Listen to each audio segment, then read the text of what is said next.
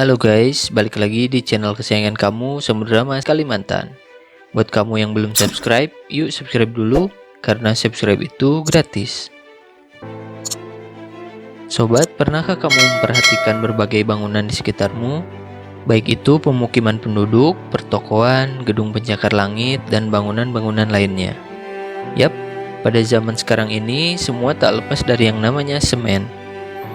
Tapi apakah pernah terpikir di kepalamu siapa sih orang yang pertama membuat semen? Salah satu orang yang paling berjasa dalam dunia konstruksi modern. Di video kali ini kita akan membahas sejarah terciptanya semen. Jadi tonton sampai habis ya. Dalam perkembangan peradaban manusia, khususnya dalam hal bangunan, tentu kerap mendengar cerita tentang kemampuan nenek moyang kita merekatkan batu-batu raksasa hanya dengan mengandalkan zat putih telur, ketan, atau lainnya. Alhasil, berdirilah bangunan fenomenal seperti Candi Borobudur atau Candi Prambanan di Indonesia. Tembok besar di Cina yang menurut legenda menggunakan ketan sebagai perekat. Ada pula yang menggunakan aspal alam, sebagaimana peradaban di Mohenjo-daro dan Harappa di India dan bangunan kuno yang dijumpai di Pulau Buton. Benar atau tidaknya cerita legenda tadi menunjukkan dikenalnya fungsi semen sejak zaman dahulu. Sebelum mencapai bentuk seperti sekarang, perekat dan penguat bangunan ini awalnya merupakan hasil pencampuran batu kapur dan abu vulkanik. Pertama kali ditemukan pada zaman kerajaan Romawi, tepatnya di Pozzuoli, dekat Teluk Napoli, Italia. Bubuk itu lantas dinamai pozzolana.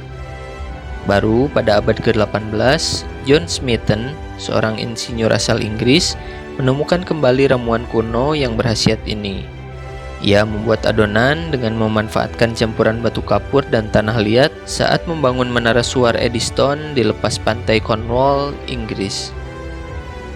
Namun ironisnya, bukan Smeaton yang akhirnya mematenkan proses pembuatan cikal bakal semen ini. Adalah Joseph Asdin, yang juga insinyur berkebangsaan Inggris, pada tahun 1824 mengurus hak paten ramuan yang kemudian dia sebut semen Portland. Dinamai begitu karena warna hasil akhir olahannya mirip tanah liat di Pulau Portland, Inggris. Hasil rekayasa Asdin inilah yang sekarang banyak dipajang di toko-toko bangunan. Sebenarnya adonan Asdin tak beda jauh dengan Smeaton. Dia tetap mengandalkan dua bahan utama, yakni batu kapur dan tanah lempung yang banyak mengandung silika, serta aluminium oksida dan oksida besi. Bahan-bahan itu kemudian dihaluskan dan dipanaskan pada suhu tinggi sampai terbentuk campuran baru. Selama proses pemanasan, terbentuklah campuran padat yang mengandung zat besi. Nah, agar tak mengeras seperti batu, ramuan diberi bubuk gips dan dihaluskan hingga berbentuk partikel-partikel kecil mirip pedang. Lazimnya untuk mencapai kekuatan tertentu, semen Portland berkolaborasi dengan bahan lain. Jika hanya ditambah air, memunculkan reaksi kimia yang sanggup mengubah ramuan jadi sekeras batu. Jika ditambah pasir, maka terciptalah perekat tembok nan kokoh. Namun untuk membuat pondasi bangunan, campuran tadi biasanya masih harus ditambahkan dengan bongkahan batu atau kerikil. Dan campuran tersebut biasa disebut konkret atau beton. Bisa dibilang beton adalah sebuah mahakarya semen yang tiada duanya di dunia. Karena sekarang ini nyaris tak ada gedung pencakar langit berdiri tanpa bantuan beton. Nah, sekarang kamu sudah tahu kan siapa orang-orang hebat di balik terciptanya semen.